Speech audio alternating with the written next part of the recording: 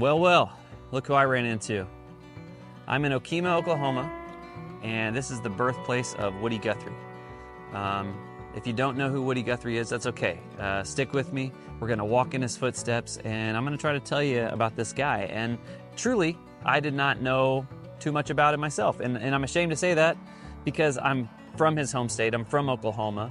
But once I found out that he traveled to Pampa, Texas as a young man, I was like, wow, that's interesting. I'm from Oklahoma. He's from Oklahoma.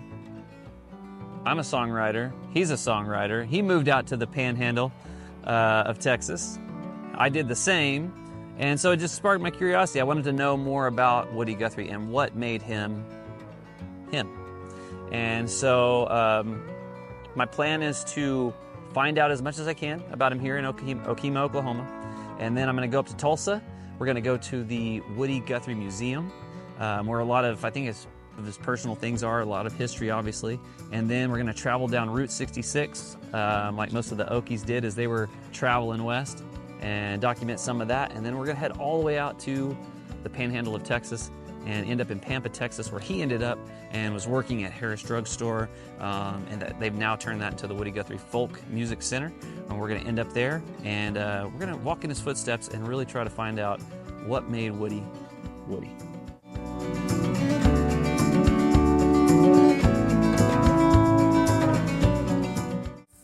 I'm walking up to the childhood home site of Woody Guthrie here in Okemah. It's on First and Birch, if you're looking for it, First and Birch Street in Okemah. And this is the London House site. They moved into this house, I guess the family that lived there before them was named London, so that's why they called it the London House. So here is some of the, I think it's the stone foundation of what used to be the London House site. At least I've seen it in some folks' documentaries, but check this out, this is awesome.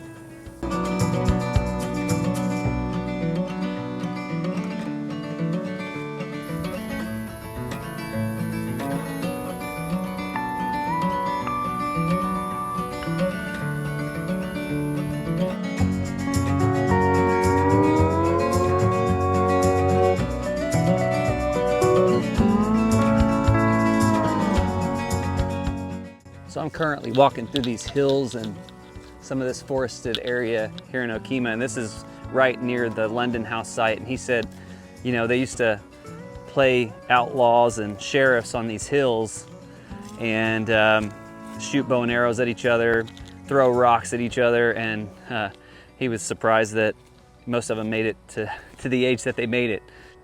This is the back alley behind the London House, and he said that, you know, he used to walk barefoot down the back alleys over whiskey bottles and you know, glass and rock, and his feet got tough enough where he could walk in the back alleys around town. I imagine he walked one of these alleys right here. So interesting thing I've come to learn about Woody Guthrie and his whole family is they're plagued with fires.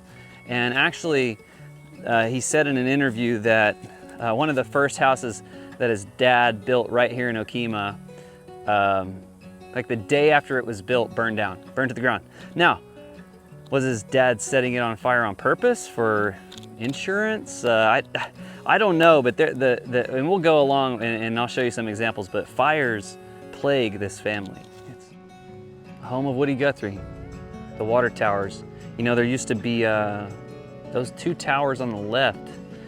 There used to be a hot and a cold tank, and it was symbolic of how you felt about Woody Guthrie. You know, you either loved him or hated him. And I know for a long time in Okemah and Pampa, a lot of folks didn't like Woody Guthrie, and they didn't think that he should be paid tribute, you know, even in his hometown, because he was so outspoken against capitalism and racism and things like that. And for the time, he was a rebel.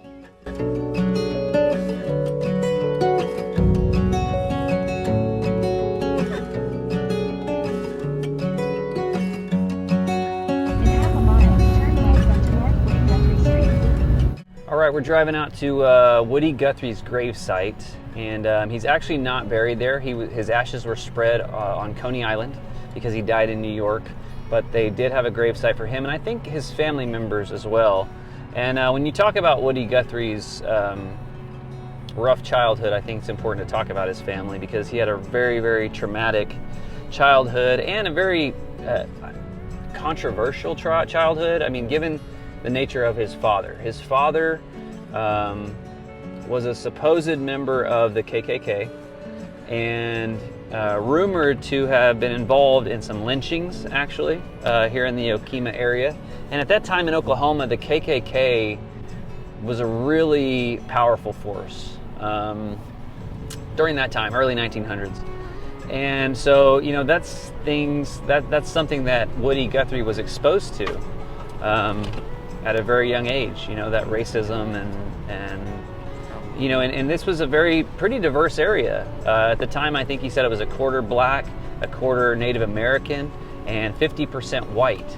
And the folks around here didn't always get along. So, you know, that's one thing that he had to overcome. And then his mother had Huntington's disease, which, you know, at the time, I don't really know if they knew how to call dementia.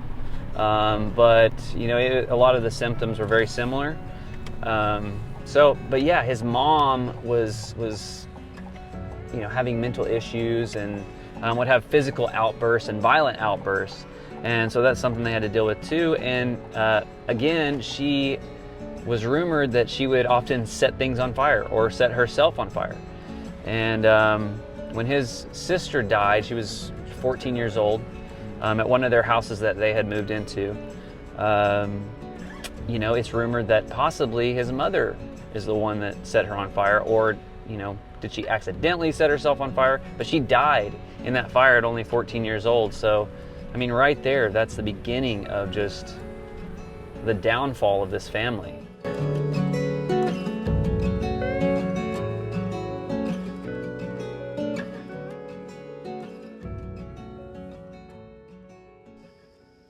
And here his sister Clara, you can see 1904 to 1918. So he would have been 6 years old when his 14-year-old sister burned. And then his father, Charlie, I think he's actually buried here, but maybe not, I don't know, I might be wrong on that. But I know Nora is buried in Norman, Oklahoma, and we'll visit that site.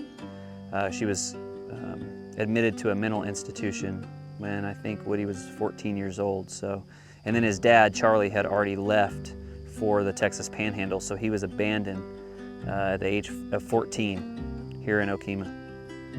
So, you know, the crazy thing to think about, and I didn't really know this coming up here, is that his sister died when he was only 6 years old, and she burned alive. So to try to comprehend that as a 6-year-old is, you can't possibly. You know, and then shortly thereafter, I don't know if he was 12, 13, his dad takes off for the Panhandle in West Texas because of the big oil boom in Pampa and Borger and Canadian and that whole area. And so now it's his mother who has Huntington's disease and his brother. And soon after, I think when it was 1927, he's 14 years old, his mother gets admitted to a mental institution in Norman, Oklahoma. And so now she's gone. So, you know, all of these people in his life, and they were doing okay, like his family was doing okay, and then it's just this steady, quick decline. His father's finances, and then that forces him to take off, and now he's left with nobody. It's him and his brother left here in Okemah on their own to fend for themselves, to survive. And I mean, it's just an incredible tragedy, his early life, and all he knows is people leaving.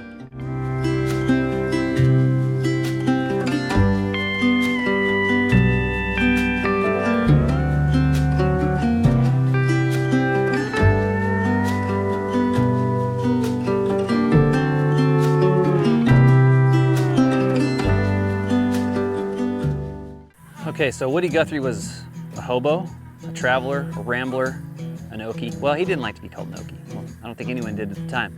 But, you know, we found out that we talked to the old historian there downtown, and he said the way Woody Guthrie got out of town here wasn't by car necessarily, but more or less by rail. But the rail doesn't exist here anymore. And the funny thing is, if you go up on the hill where the London House is, you can have a direct line of sight of where the old train depot used to be. And so really had to track down where this railway might have gone. Well, you see this old pulley system right here. That old pulley system right there. And there's a clearing that goes all the way through town where the depot would have been. There's grain elevators, old grain elevators, which is a pretty clear sign of where tracks used to be. So we're pretty sure, so I drove right through it. This is where the train tracks were. So this is where Woody hopped on the train and headed towards Oklahoma City, headed west from Okemah. And so I think he said that the Fort Smith rail line would have ended in Guthrie, which is just north of Oklahoma City. And then you could have hopped on Route 66 and headed further west right there. So just like Woody got out of town, I'm gonna get out of town, head over to Tulsa, check out the Woody Guthrie Museum, and we'll see you there.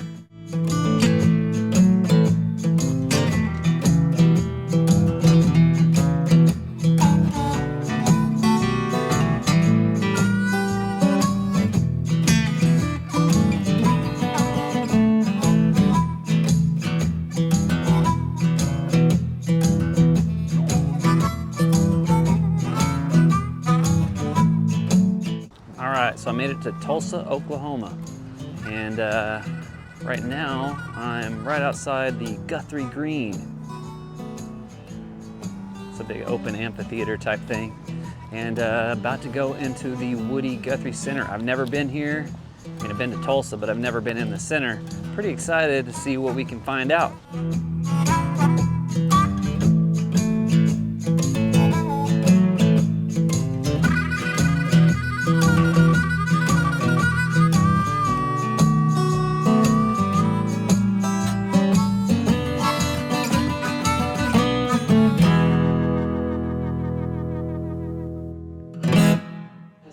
Would be the place that a voice like that would rise up. I got started in Oklahoma. That's where I was born. Population down there is 1/3 Indians, 1/3 Negroes, and 1/3 white people. Words, drawing pictures, and playing music.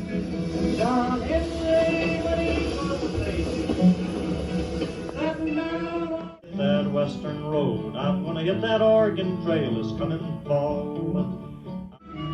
So Woody really saw through the color barrier at a time that other artists just stuck with their own kind.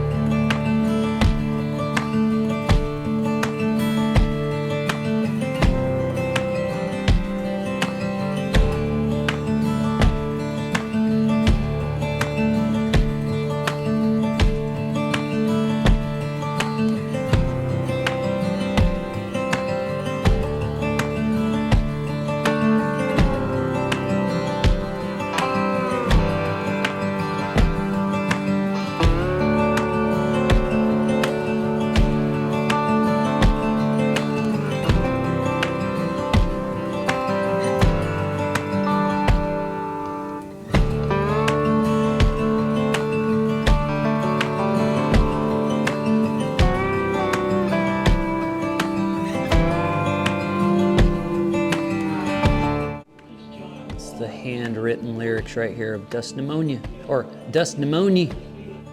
So this was a really cool exhibit. It's virtual reality, put it on, it's like going through the Dust Bowl. And I can say firsthand, living out in West Texas, although we didn't go through the Dust Bowl, dust storms are real, and it was very accurate. So if you come over here, try it.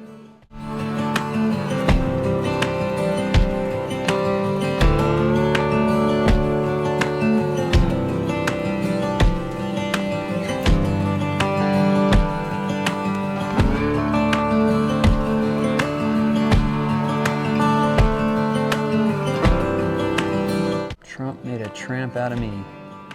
Mr. Trump made a tramp out of me. Paid him all of my bonds and savings to move into his beach haven. Yep, Trump has made a tramp out of me.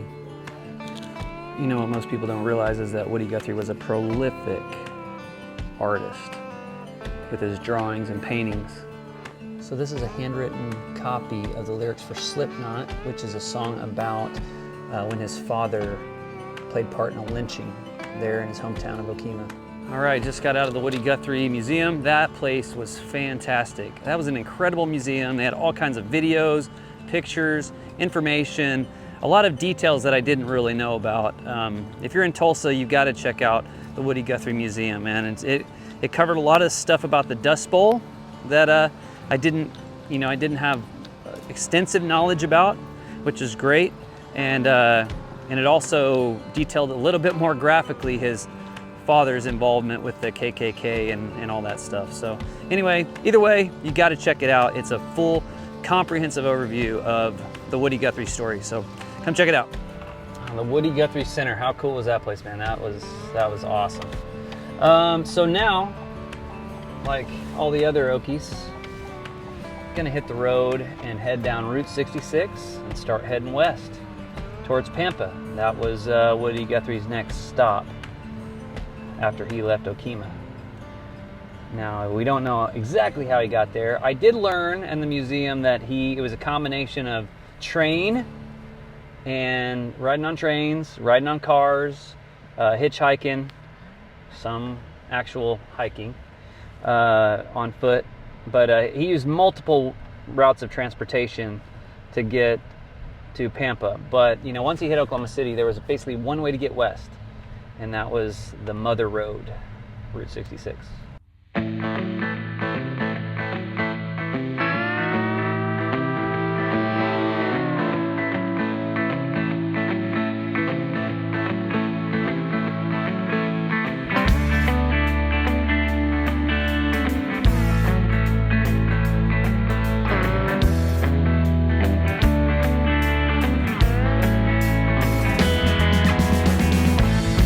Historic Route 66, entering into Bristow, Oklahoma right now. Bristow, Oklahoma. So yeah, we left from Tulsa, heading down towards Oklahoma City. So I think this is an appropriate time to give a shout out to my sponsor for these videos, Wild Icon, bringing you the spirit of the American West, and they're putting me on the road so I can bring the spirit of the American West to you.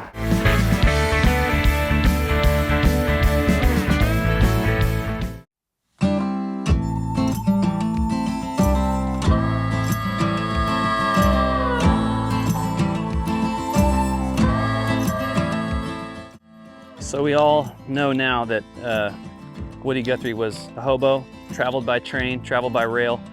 He was hopping on these trains as they were coming by. One thing that isn't often talked about, which I found in an interview of Woody Guthrie, is that his really good friend, as he was growing up, I think he was around 16, almost 17, his friend that lived 2 doors down from him actually fell off of one of the trains they were trying to jump on one time and slid in between the 2 cars and got ran over. So that just adds to the tragedy of our young hero, Woody Guthrie.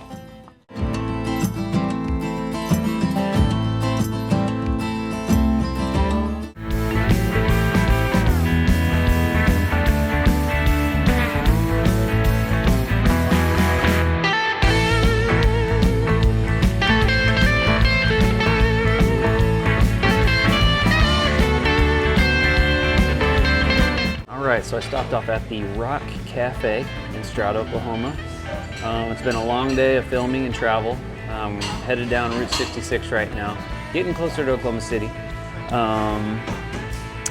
In the spirit of the previous episode, Friona Cheeseburger Festival, I'm gonna go ahead and order a bunless buffalo burger. And so I know it's not a full-fledged burger, but if I just eat burgers all the time, I'm gonna weigh 300 pounds. So I'm gonna get the bunless buffalo burger. I'll let you know how it is. But check this place out, it's pretty cool. Pretty cool.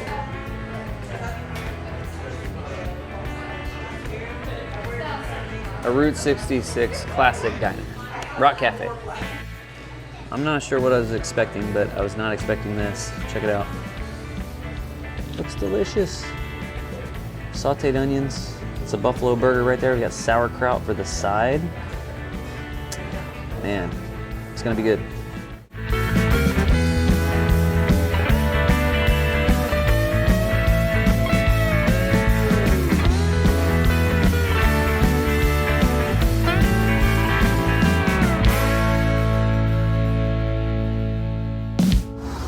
Gotta make it to California.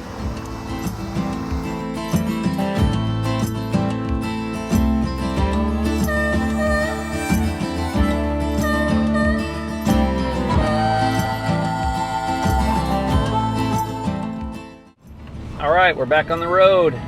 We're gonna hit Route 66 in Bethany, Oklahoma. Start heading west. It's raining though, so it's slow and steady until Pampa, Texas.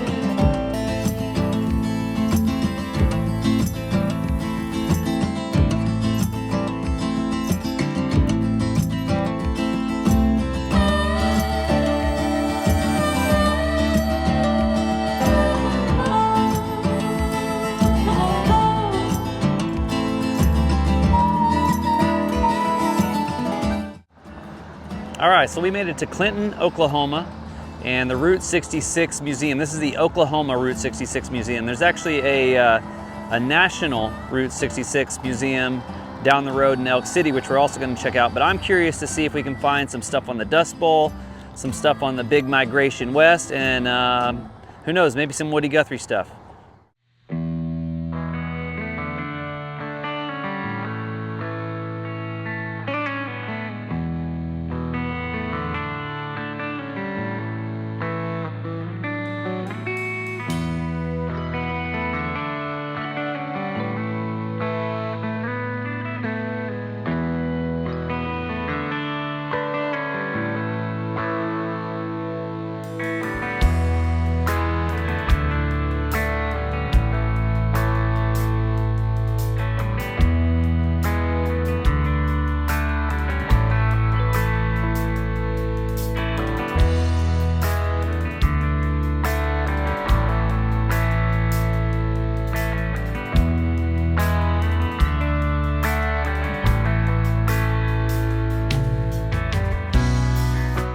On that Will Rogers Highway by Woody Guthrie. Let's check it out. There's a highway that goes from coast to coast, New York town down to Los Angeles. It's named Will Rogers has traveled that road from New York town down to Los Angeles.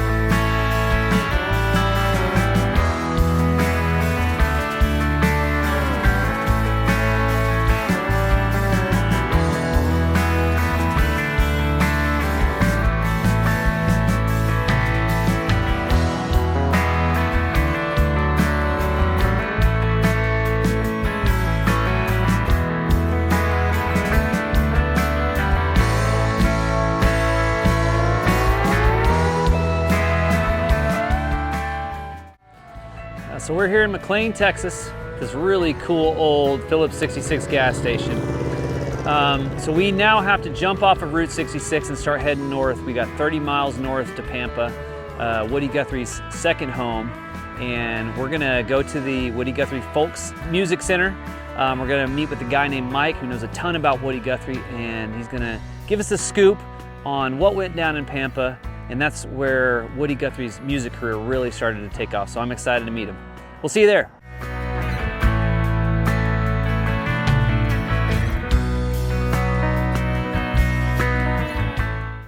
One thing I wanted to add here as we're jumping off Route 66 to head up towards Pampa. The Route 66 road by today's standards is pretty rough, and it was pretty slow moving. I can only imagine what it would have been 100 years ago, because it was dirt road, and when that thing got muddy, I mean, those jalopies were getting stuck, and there were lines and lines of people. I mean, it must have been really tough to get out west. So next time, how about you and I travel by rail?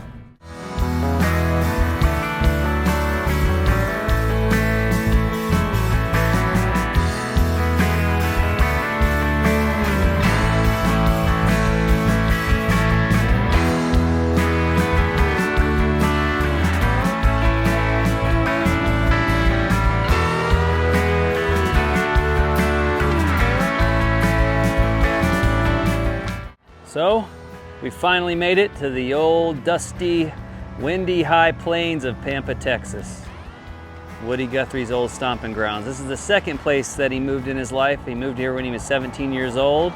And now we're gonna go over to the Harris Drug Store where Woody Guthrie worked and sold a little corn whiskey. And there it is. We made it to Pampa, Texas, and we made it to Harris Drug Store, where Woody Guthrie worked when he got here, and he learned to play the guitar in this building right here. And across the street is where his father's boarding house was, right there, and he also helped out there too. So we're gonna go in and we are gonna learn as much as we can about Woody Guthrie's time here in Pampa.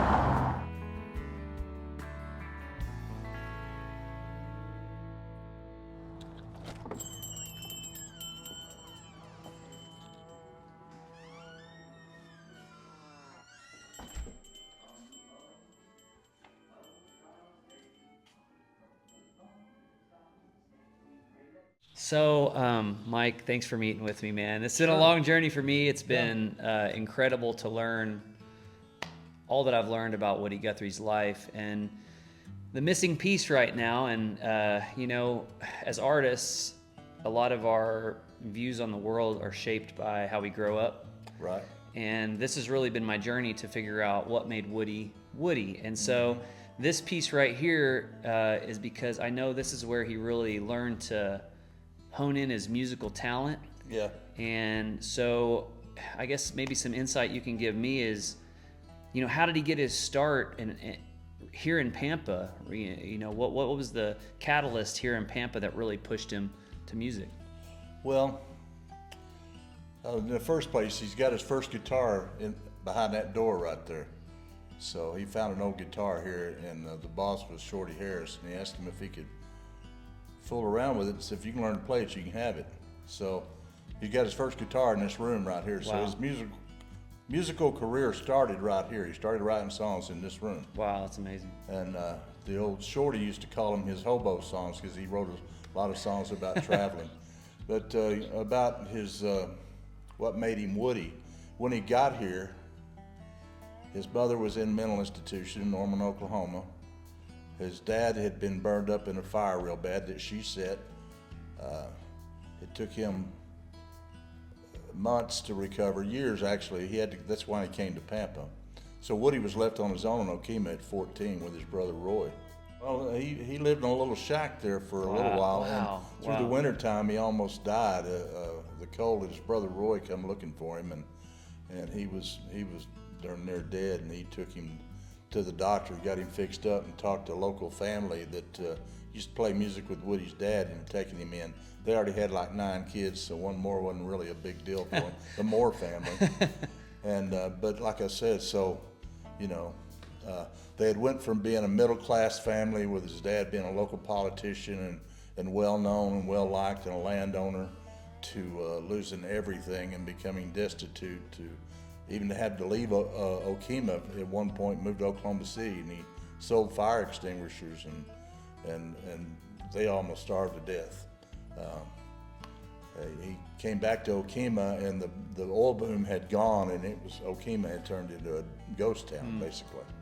And so, that was just before all this other stuff happened where he had to leave. So, he went from being upper middle class to being a street kid. Yeah.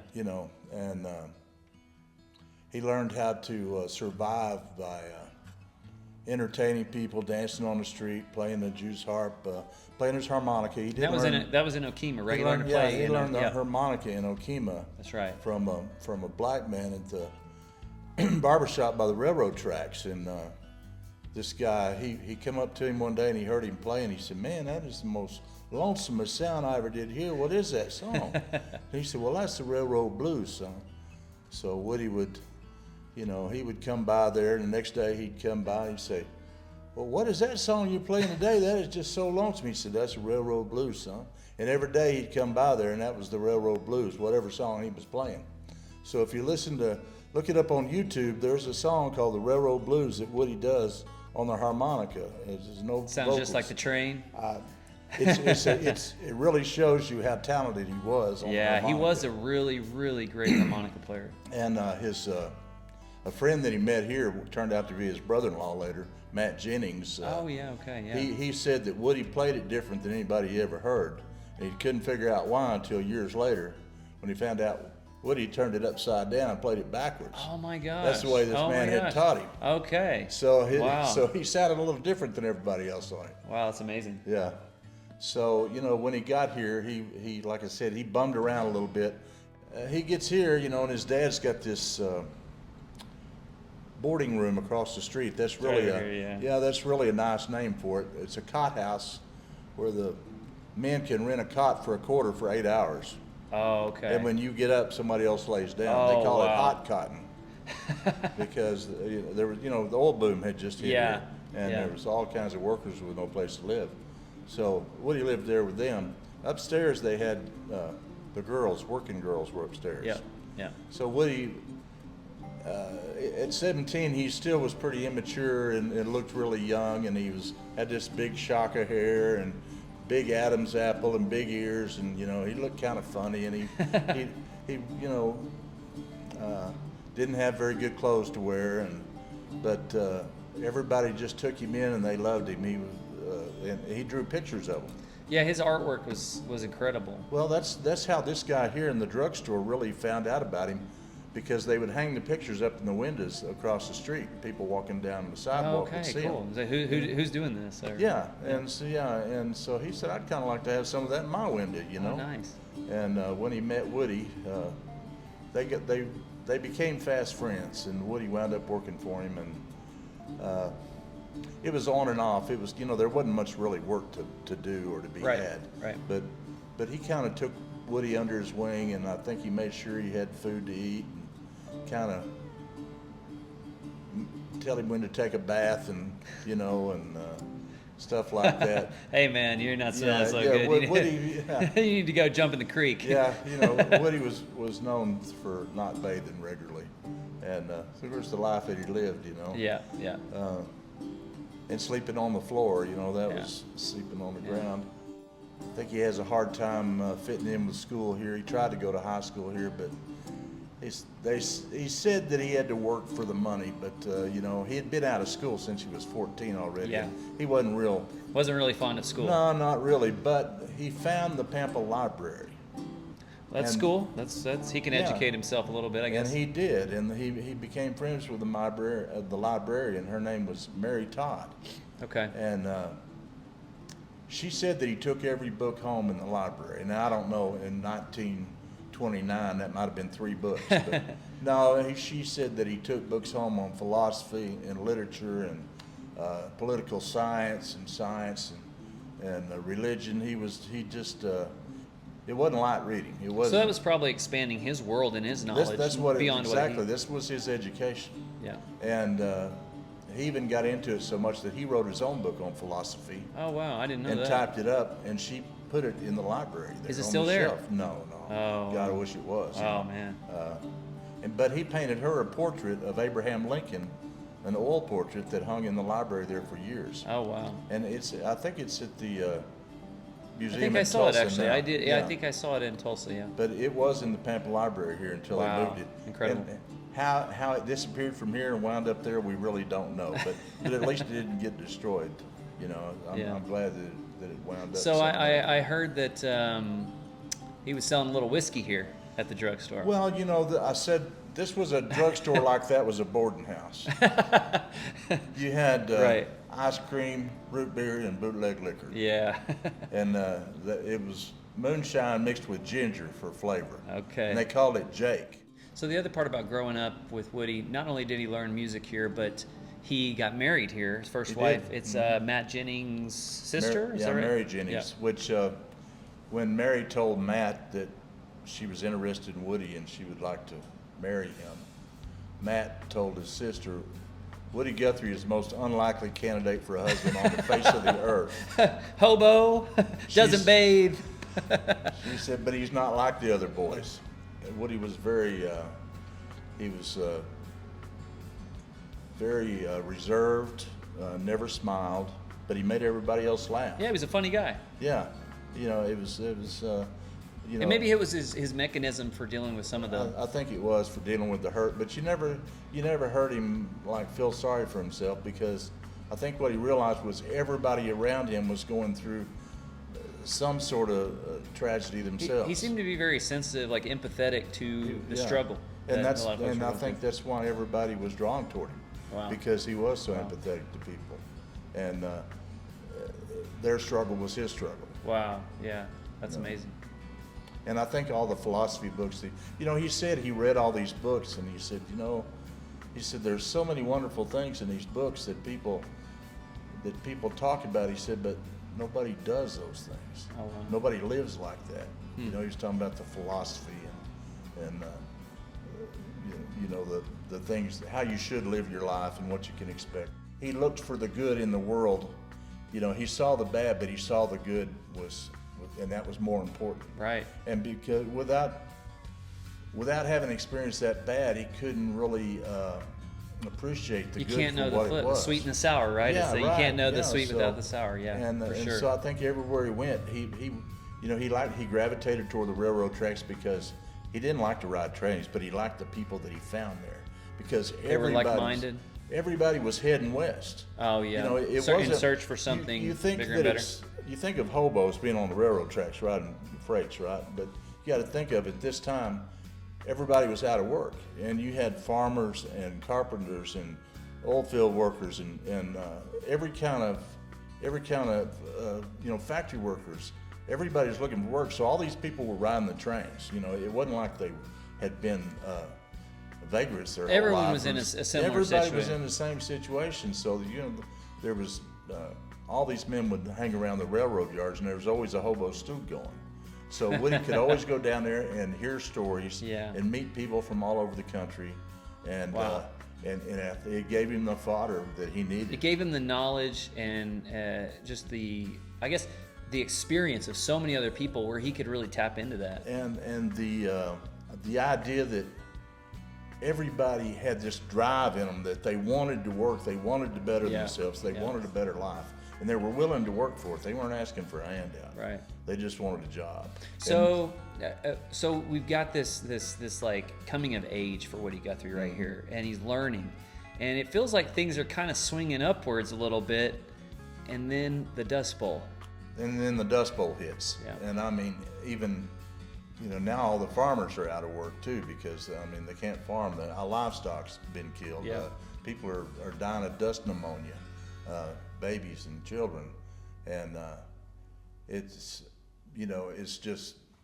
got to be devastating. You know how it is when a man can't take care of his family. Sure. That's just, it's devastating to you.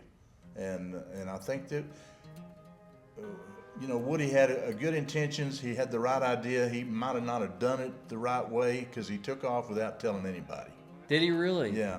He just took off. He just jumped on the train one day. Well, he didn't really. He took, like I said, he didn't really like riding trains. One of his best friends as a kid in Okemah had got his leg cut off. I heard about that. Yeah. I heard about that. Cut between two railroad cars. So he was kind of afraid of trains. You know, he did ride them eventually, but he preferred hitchhiking. Okay. And he hitchhiked from here to Amarillo. And people think of him going to California with a guitar on his back. No, he went with paintbrushes in his pocket because he planned on sign painting. That's how he'd been making a living here in Pampa. Okay. I mean, so he wasn't interested in working in the fields out there. He wanted to be a painter. Yeah, well, sign painting had done pretty well at that here, but he did everything. He even told fortunes here. He had an alternate name, Alonzo Zilch, and he wrote under that name and had anyway. The fortune teller. Yeah, and he painted signs. He drew pictures of people. You know, he worked here at the drugstore. He played music. He did about everything you could do to make money except hard labor, I think. You know, and now I understand that. He didn't want to work for anybody. He wanted to work for himself and create. Yeah, right? he was busy all the time, and he wrote all the time. I mean, Yeah. and he drew all the time. But you know, that's what he was drawn to, was being creative. Well, Mike, thank you for taking the time to answer a lot of questions for me. And this is an incredible place. I'm gonna make the rounds and check it out. You know, anybody that's listening to this, find your way to Pampa, Texas. Come down to 320 South Collar Street on a Friday night. Bring your guitar, and you can sit in the circle and be part of the jam session. Play where Woody played. That's right. And maybe even play some of his songs. It's an awesome place. Great vibes here. Thank you, Mike, for keeping Woody's spirit alive. Thank you for what you're doing. You bet. So this location is actually where Woody Guthrie lived. And he lived in a house just like that. And this is right behind the Harris drugstore. Where we were just at interviewing Mike. And yeah, so Woody Guthrie lived in a house just like this.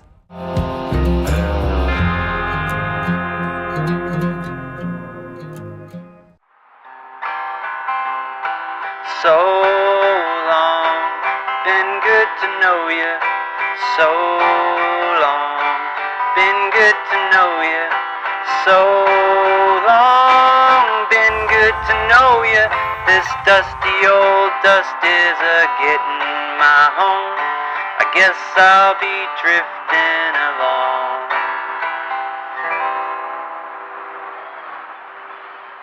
What an incredible journey this has been. From Okemah to Pampa, learning about Woody Guthrie's early tragedies, the racism that surrounded his life, the poverty. It's amazing that he overcame it all. But I think it's his spirit to not give in and to keep learning and experiencing and meet new people that helped him overcome it.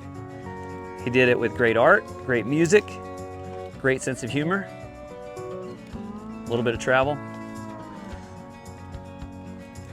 But no, this has been an amazing, eye-opening experience. I'm so glad I learned about Woody Guthrie and what made him him. And thank you guys for hanging out with me, coming down the tracks, riding down Route 66. And I hope you'll join me next time. We've got some really, really great things in store. So like and subscribe, and we will see you next time on Wolf Goes West.